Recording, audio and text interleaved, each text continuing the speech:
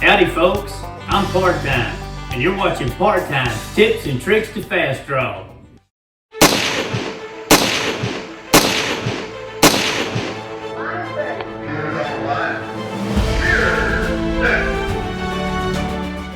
In today's video, I'm going to talk to you about a drop gun, on and off the line, causes and prevention.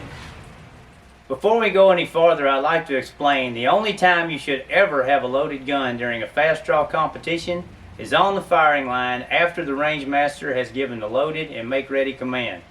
Any other time and any other place, your gun should always be empty. Back to drop guns. So, fast draw shooters transport their guns in different manners. One way is the box. It's actually made for guns, and this is probably the best way, and they keep their holster in another bag or carry it on their shoulder. As for the rest of us, we like to cram all our stuff in one bag because it makes a little less stuff for us to have to bring into the range. What happens, one of the first and most common places a gun gets dropped is when you're putting on your gun belt. The hammer latch is not attached.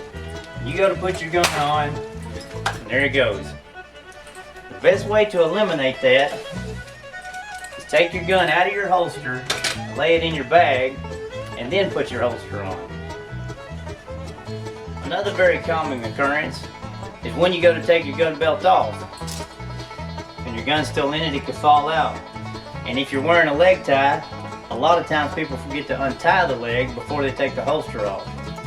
Be sure and always untie your leg strap before you take the holster off. And once again, the best way to take your holster off is always take your gun out, place it in your bag, and then take your holster off. Remember, these revolvers weigh between 14 to 16 ounces, so that's roughly 2 extra pounds in your gun belt that you're having to deal with. It's always a good idea just to take them out. Another very important safety tip I would like to stress. When you get to the range and you open your bag and you take out your gun, even if you know it's unloaded, the last time you touched it was the last practice or the last match, always double check and make sure it's unloaded. Then you put it in your holster and then you walk around with it. Same rule applies if you come and you take your holster off, you're going to go sit down, relax, eat a bite, do something else. Anytime your gun is unattended, it's not on your side and it's not in your sight, you always want to double check your gun is unloaded before you walk around with it. Another thing to keep in mind is fast draw shooters, we tend to be gun enthusiasts, not just for revolvers but all kinds of guns. And sometimes a little practice time at the range turns into a show and tell. We like to show them some new gun we got or some action job we had. Anytime you're transferring a gun to another person, always keep the barrel pointed away from them or at least down at the ground. Check the gun, make sure it's unloaded. And the same thing applies when you receive a gun from somebody. Even if you just watched them check the gun, you check the gun as well and make sure it's unloaded. This helps prevent firearm mishaps. This is probably the most common occurrence of a drop gun when people come together to shoot fast draw. You're sitting in a chair, you're relaxing, you're talking, and your gun falls. Now what happened, I didn't have my hammer latch attached. It's always a good idea, always keep your hammer latch attached to prevent a drop gun. So far the different drop gun scenarios that I've shown you have been non-hazardous. Although not very good on the gun, they don't result in a penalty or a loss of round that has to do with the competition. Now I'm going to show you some drop gun scenarios on the line that will cost you a round and could cost you a competition. So this situation is probably the rarest in fast draw. It doesn't happen often, but it's happened before. A shooter just fired the winning shot of a round or the winning shot of a match. They reholster the gun before they show clear and without the gun, the hammer latch latched. And they start to celebrate. They might jump up and down a little, clap their hands. They just won a big championship. What you have to remember is these holsters are designed for the gun to come out very easily, and it doesn't take much of a hop for it to pop out and hit the ground. When this happens, that round is void. They just lost that round and they could have just lost the championship. So after you take that shot, even if it's the winning shot, keep your composure long enough to unload your gun, show clear, holster it, and put the hammer latch on. Then you can do your happy dance. So in this scenario, a shooter just fired a shot, and they're reholstering their gun. Just like in the beginning of the video, they missed their holster. It happens. It's always a good idea to look down and make sure the gun's in your holster.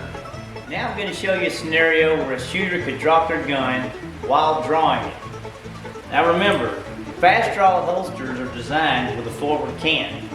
Therefore the gun should be drawn straight back out for minimal resistance. Now once the gun levels out of the holster and clears the front lip, the gun can be fired. This is the fastest shot possible in fast draw. Any other movement after that will add time. Now in the world's fastest professional gunfighters, we try to promote this type of draw as it is called fast draw. In a previous video I did, I introduced a device called the blocker knocker that helps train shooters to perfect this particular draw. But even with that, there are still some shooters that poke the gun forward, either out of preference, habit, or requirement. There are some shooting organizations that have a rule that prohibits their shooters from firing a shot behind the front lip of the holster. So that rule, by definition, basically means that a shot in front of an imaginary vertical line, as long as it's in front of it, would be safe and considered legal. A shot behind this line would be considered unsafe and not legal. So once again, safe, unsafe, safe, unsafe, safe, unsafe. Jesus. Now as I said, fast draw holsters are designed for the gun to be pulled in a reverse direction. As long as you're pulling the gun back, it's almost impossible to drop the gun. When shooters drop the gun, it's generally when they're poking the gun forward, but it's not just any kind of poke draw. There's two kinds. The first is what I call the pull and poke. That's where the gun is drawn in a reverse direction, leveled out, and then poked forward. This generally never occurs in a drop gun. Unlike what I call the lift and poke draw.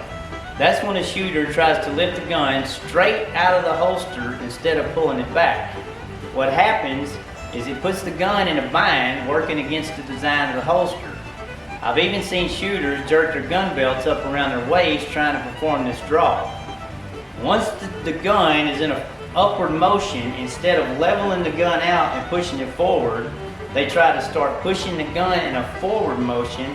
It catches the front of the barrel and it can actually flip forward out of the shooter's hand.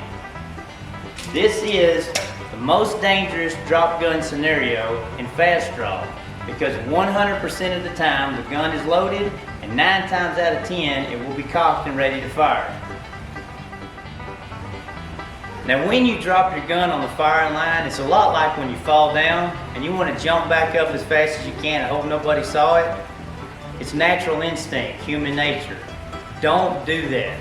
If you ever drop your gun on the firing line, you have to remember there could be 5 more shooters on the firing line still shooting. So don't cross the line.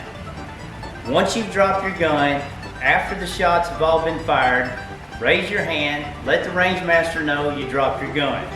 They're probably already going to know along with a few other people, but don't sweat it and don't be embarrassed. So once the shooters have all fired the shot for that light, the range master will give the command, holster guns, hands off guns. Once the line is safe, the range master will give the downrange command in which they will step across the line. If the barrel of the gun is pointed back towards the line, which in most cases it will be, the range master will then use their foot to turn the gun downrange to eliminate any hazard just in case the gun happens to fire. Reach down and put the thumb between the hammer and the frame of the gun to get control of it so it can't fire.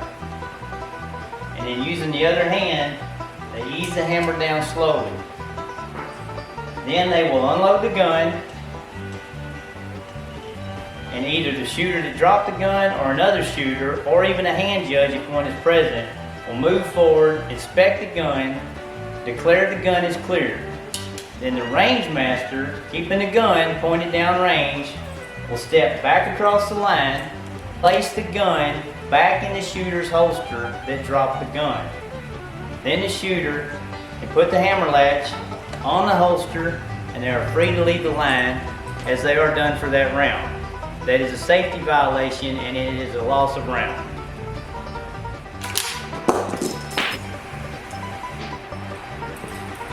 Now here is a very unusual case of a drop gun, and this only happens with the open tops where the barrel is removed for cleaning. This is still considered a drop gun and it is a loss of round. The same safety procedures still apply. Wait till everyone's shot. The range master will call hands off guns, holster guns, and will give the downrange command. The range master will then go downrange and collect all the pieces.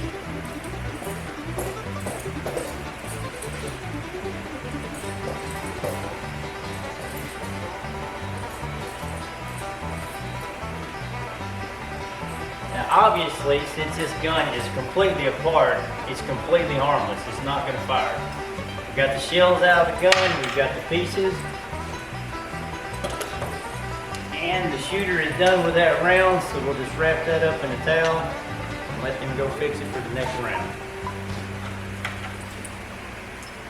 I hope this helps anyone that finds herself in a situation where they drop their gun. The most important thing is to remain calm and follow the proper safety procedures for a drop gun. Once again, thanks for watching Part-Time's Tips and Tricks to Fast Draw. Be sure and subscribe and don't forget to hit that like button.